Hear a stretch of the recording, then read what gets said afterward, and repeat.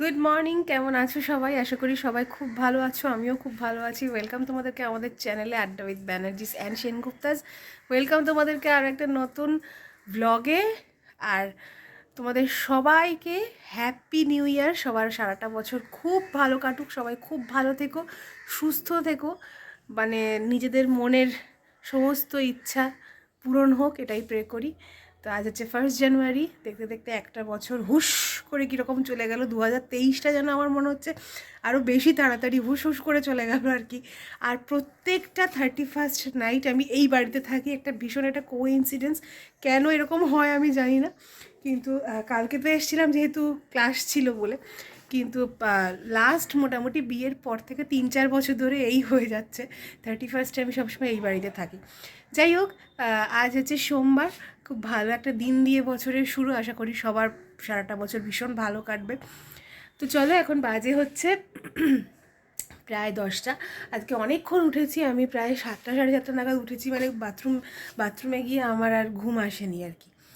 তো আর কালকে যেহেতু এখানে প্রচুর বাজি ফেটেছে, কুটু ভীষণ ভয় পাচ্ছিলো। যেরকম টিকার হয় অ্যাংজাইটি, সেরকম কুটুর এখন শুরু হয়েছে। কুটুর কিন্তু ছিল না এই জিনিসটা, কিন্তু ওর বয়স হচ্ছে বলে এটা আস্তে আস্তে আর কি হচ্ছে। যাই হোক, ওই জন্য ওরও ঘুম হয়নি ভালো করে, মায়েরও ঘুম হয়নি। আর আমি যেহেতু অ্যালার্জির ওষুধ খাচ্ছি আর কি, তো সেই কারণে আমার আবার ঘুম হয়ে গেছিলো শুরুটাতে। তো ভোরের দিকে আবার ভেঙে গেছে। তো চলো আজকে দিন শুরু করি। অলরেডি মা ওখানে ব্রেকফাস্টের তোড়জোড় শুরু করে দিয়েছে। চলো তোমাদের দেখাই। হ্যাপি নিউ ইয়ার, নতুন বছরের অনেক অনেক শুভেচ্ছা সবাইকে। সবার বছরটা খুব ভালো করে কাটুক, সমস্ত উইশ ফুলফিল হোক, আর খুব পজিটিভ ভাইব যাতে থাকে এই বছরটাতে। বাকি বছরগুলোর মতো যেন কোনো রকম নেগেটিভিটি না আসে, এইটুকুই। হ্যাপি নিউ ইয়ার সকলকে। সবাই ভালো থেকো, সুস্থ থেকো, আনন্দ থেকো, সারাটা বছর তোমাদের ভালো কাটুক এই প্রার্থনা করি। হ্যাপি নিউ ইয়ার সবাইকে। সবাই ভালো থেকো, সবার সারা বছর ভালো যাক, শরীর সুস্থ থাকুক। আচ্ছা, মা এখন এখানে ময়দা মাখছে। এটা কী হবে, লুচি না পরোটা? পরোটা, আচ্ছা, এখানে আর তার সাথে আলু ফুলকপির তরকারি করলাম। আচ্ছা, তো এই হচ্ছে ব্রেকফাস্টের আজকের মেনু। তো চলো আজকের দিন শুরু করি তাহলে। আচ্ছা, বাজে এখন 2:10। আজকে যেহেতু নিউ ইয়ার, মানে 1 জানুয়ারি আর কি, তো আজকে তো স্পেশাল কিছু খাওয়া দাওয়া একদম বানতা হয়। তো আজকে বাড়িতে রান্নাবান্না হচ্ছে না, হচ্ছে যেটা হচ্ছে সেটা রাতের জন্য হচ্ছে। দুপুরে আজকে আমাদের বাড়িতে কোনো রান্নাবান্না হয়নি। আজকে দুপুরে আমাদের আউট থেকে চলে এসছে, আউট বলে না আউট বলে আমি জানি না, যাই হোক সেখান থেকে চলে এসছে বিরিয়ানি। ওই যে দেখতে পাচ্ছ প্যাকেট রাখা, এই যে, না এটা তো মাকে দেখালাম ওই যে প্যাকেট রাখা রয়েছে। আর এখানে রাত্রিদের জন্য মা কি রান্না করছো? ডালটা করে রাখলাম, আর মাছ এনেছে, আর মাছটা করে রাখলাম। তারপর বাকিটা ভাত বা আর মাছের কি রেসিপি? আর মাছের ধনে পাতা দিয়ে করছি, ধনে পাতা রসুন দিয়ে একটা রেসিপি।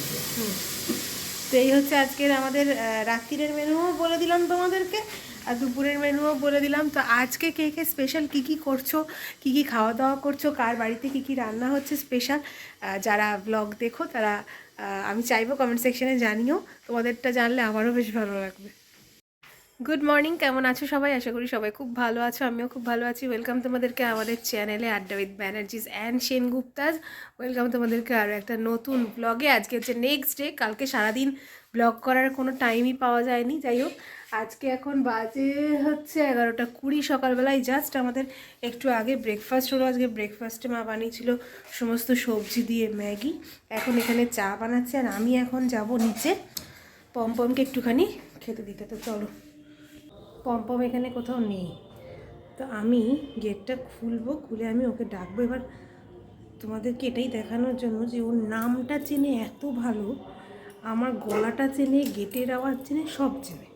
সব থেকে বড়ো কথা হচ্ছে, ওই আমাদের বাগানের মধ্যে যে স্ল্যাবটা করা, ওখানে ওকে খেতে দেওয়া হয়। ও এসে ঠিক ওইখানেই উঠে যায়। ও যখন খিদে পায় ও ওখানে যায়, গিয়ে ম্যাঁ করে ডাকতে থাকে। দেখাবো, দেখাই।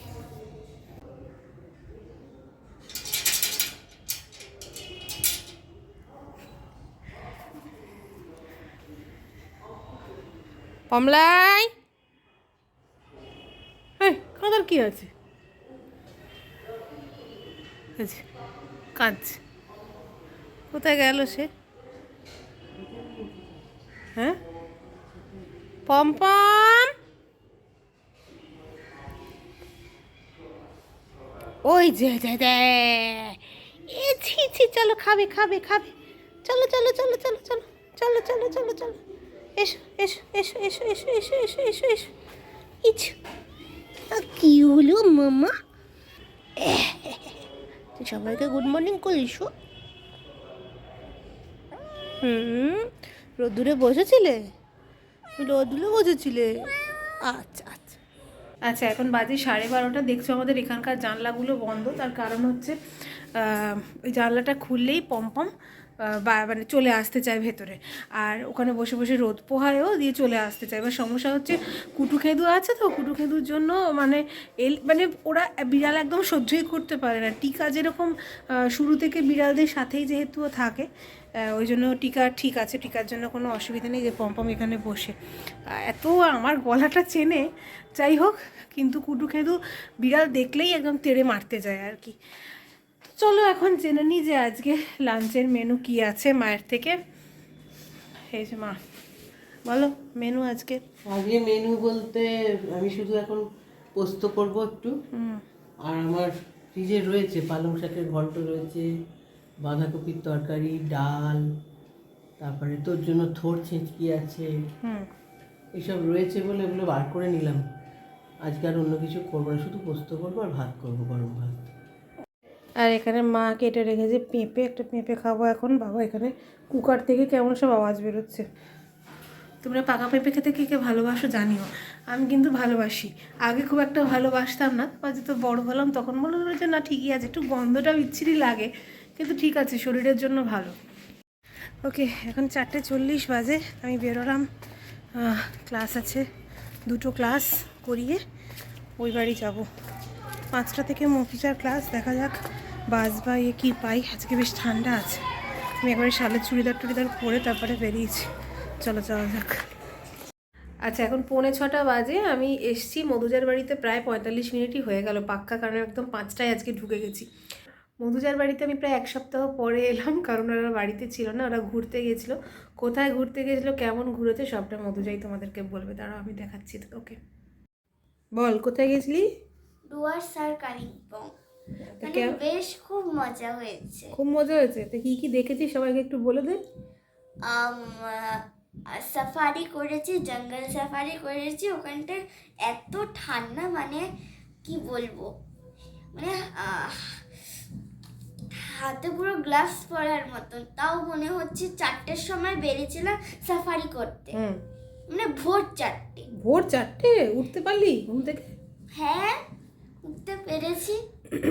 তারপরে তারপরে কি কি দেখলি জঙ্গল সাফারিতে? হ্যাঁ, ডিয়ার্স দেখেছি, অনেক ডিয়ারস হয় না, ডিয়ার। ডিয়ার হ্যাঁ, ডিয়ার দেখেছি। ডিয়ারের প্লুরাল ফর্মও ডিয়ারই হয়, ঠিক আছে। ডিয়ার দেখেছি, আর বাইসন দেখেছি।